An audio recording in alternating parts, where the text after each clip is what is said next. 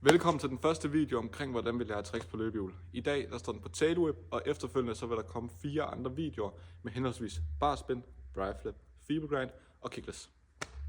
Så overtager jeg lige for tidligere Frederik. Det her, det er tailwhip.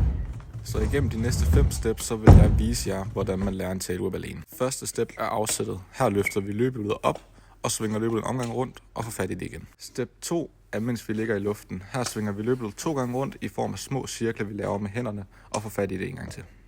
Tredje step er landingen. Her svinger vi det rundt, ligesom vi gjorde i 1 og 2, men når vi får fat i det med foden, hopper vi op på løbehjulet.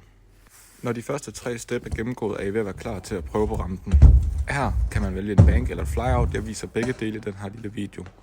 I kan se her, hvordan jeg kommer kørende stille og roligt, får løbet at svinge rundt, og så bare lander på min ben. Når jeg har gjort det nogle gange, er I klar til at prøve at lande tailwhippen. Her er det vigtigt, at I får vægten fremad og holder løbet under jer hele vejen rundt. Som sagt tidligere, så kan I også prøve på et flyout, som jeg gør her. Læg mærke til fejlen. Jeg har alt for meget vægt bagud, og derfor lander jeg ikke. Her ser I et land tailwhip på et flyout. Læg mærke til, hvordan vægten er godt puttet fremover, og så håber jeg, at du kan bruge den her video til noget. Vi ses i næste.